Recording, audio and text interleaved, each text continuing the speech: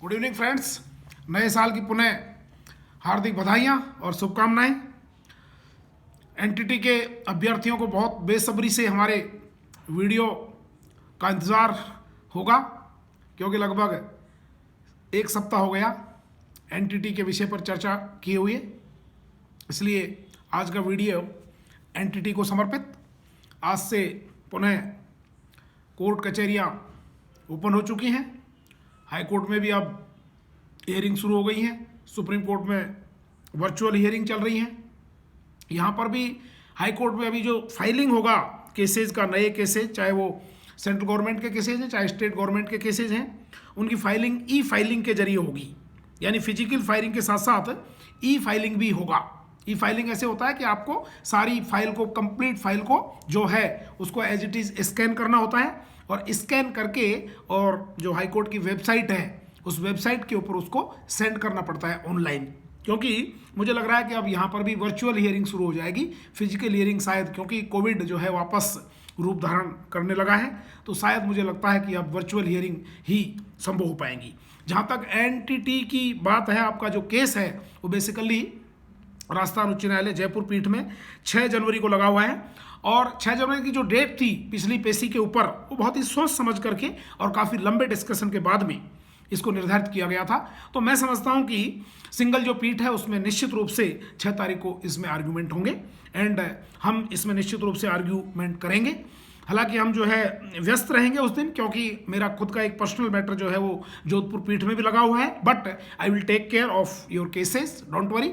हम जो है निश्चित रूप से हमारी कोशिश रहेगी। मैं तो यहाँ तक कहूँगा कि यदि कोई बाकी लोग यदि तैयार नहीं भी हैं, तो मेरे जितने भी प्रकरण हैं एनटीटी से रिलेटेड, एनसीटी से रिलेटेड, जम्मू कश्मीर से रिलेटेड और वट एवर इट बी, उनको कृपया करके और जो है सुन लें। That will be my strategy.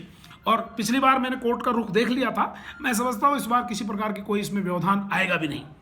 रही बात, आप लोगों ने अभी काफ़ी धरना प्रदर्शन वगैरह वगैरह भी किए हैं, आप लोग मंत्री संतरियों से मिले भी हैं, तो मैं समझता हूँ उसका भी एक मैसेज तो डेफिनेटली गया ही होगा कि हम ये नहीं कहते कि हमारे साथ में ये करो या वो करो। जो भी जस्टिस है, we want justice in time, that was your intention. और मैंने बीच में भी आप लोगों को यही कहा था कि आपका उद्देश्य ये होना चाहिए। देखिए, कोई भी आपको ये नहीं कह देगा कि आपके धरने प्रदर्शन से ये नहीं है कि आपको नौकरी मिल जाएगी। नो, क्योंकि नौकरी तो सिस्टम से मिलेगी। हमारा जो उद्देश्य है, मैंने बीच में भी आप लोगों को यही कहा था व्हाट्सएप का मैसेज देके, कि आपका उद्देश्य ये होना चाहिए, ये मैसेज जाना चाहिए सरकार तक या हाई कोर्ट तक कि आपका जो प्रायोरिटी है, प्रायोरिटी बेसिस के ऊपर आपके केस की सुनवाई कर ली जाए।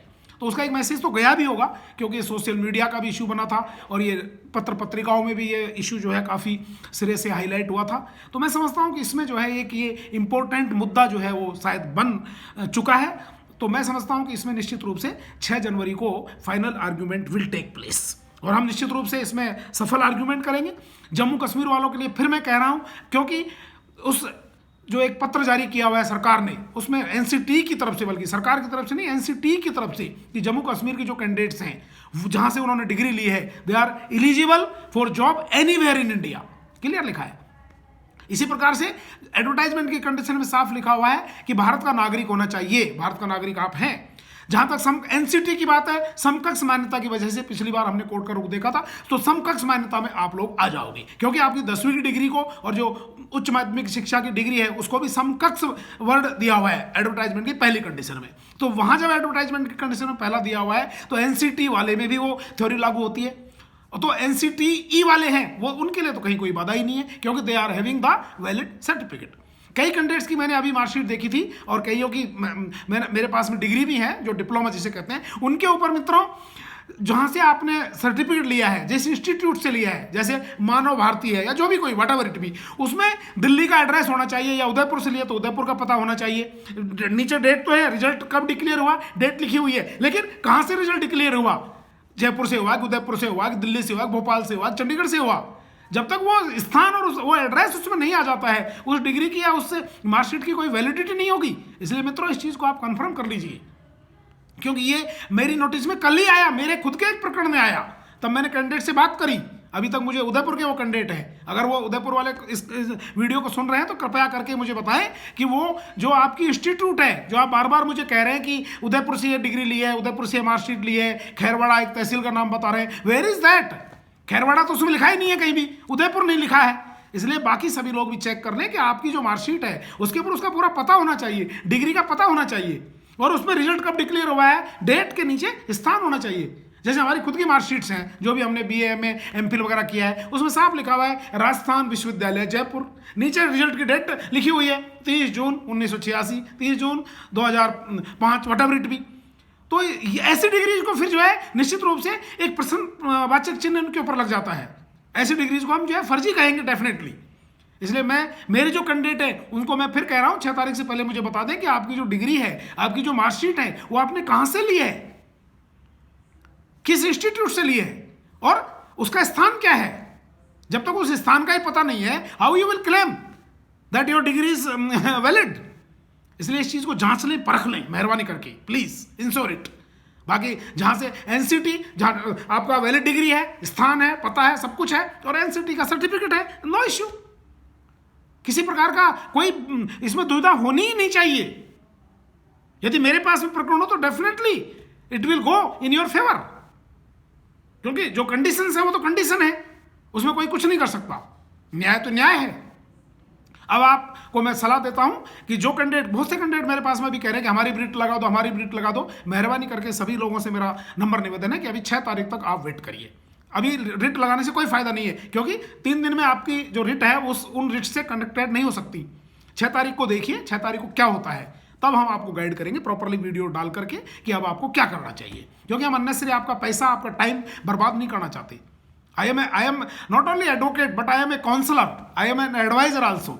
आप मेरे से बात करते हैं, आपने फील किया होगा कि मैं आपको उस तरह से ट्रीट नहीं करता, एक क्लाइंट की तरह से। मैं आपका फोन बाकायदा सुनता हूं, सुन करके मैं आपको पूरा गाइडेंस देता हूं कंप्लीटली। जो भी जिस भी कैंडिडेट ने मुझसे क्यूरी करी होगी, मैं उसको बढ़िया से एक्सप्लेन करता हूं, क्योंकि I know what is your problem, suffering क्या होता है।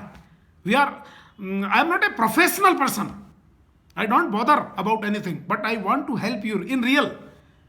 ए मित्र इज, कहते हैं ना, a friend is in need, a friend is deed, a friend in need. मित्र वही है जो विपत्ति में सहायता करे। Treat me your friend, I will explain whatever, जो भी आपकी क्यूरीज हैं।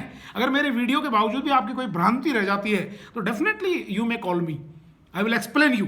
कल ही मेरे को एक दिल्ली की एक जो है कैंडिडेट थी, उसने मेरे को काफ़ी 2-3 बार फ़ोन करके क्यूरीज का जो है आंसर चाहा था। वो भी ये चाहती थी कि मेरी रिट भी लग जाए। मैंने उसको बहुत प्रॉपरली गाइड किया कि नो, अभी आप जो है 6 तारीख तक वेट करिए। अभी कहीं पर कोई दूसरे वकील के पास जाओगे, या मैं किसी की एक क्रिटिसिज्म नहीं करना चाहता, बट कोई कह देगा लाइए हम जोड़ लेते हैं, फीस ले लेंगे, फीस लेकर के आपको कह देंगे जाइए।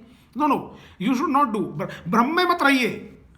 आपकी जो परेशानी है उसका कोई भी आदमी गलत फायदा न उठाए, ये भी ध्यान रखिएगा।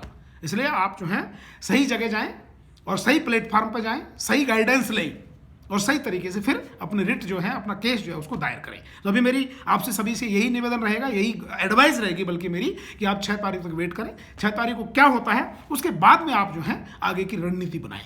लेट अस होप कि 6 तारीख को आपका फैसला हो जाएगा और RJS का रिजल्ट शायद इस वीक में आ जाएगा, मुझे जो लग रहा है। तो RJS के जो एस्पिरेंट्स हैं, आप तैयारी जारी रखिए मेन एग्जाम की। और RS तो फरवरी में हो ही रही है। RS जो पिछले वाले हैं उनको अभी OTS में ज्वाइन करवा दिया है, कई लोगों को अभी पेपर में पढ़ा था, तो डोंट वरी। और पटवारी वाली जो रिजल्ट है वो भी लगभग आने ही वाला है। ग्राम सेवक की एग्जाम आपकी हो चुकी हैं। और बाकी सभी के लिए ऑल द बेस्ट। अपने हौसले बुलंद रखिए, नए साल में अच्छे परचम लहराइए और आपको भी विजयश्री का पताका मिले और हमें भी विजयश्री मिले। I think we all will win. 2022 will be our years. So patience के साथ, जोश और उत्साह के साथ लगे रहिए। Thank you very much. हमारी वीडियो को लाइक करें, शेयर करें। नंबर वही है 950292 9696 हमारा ऑफिस पता A21 Ashish Vihar, Jagatpura, Jaipur. Thank you very much for new viewers. I am RP Meena and I am advocate enrolled in Rajasthan High Court, Jaipur Pit. Bye bye. Nice day again.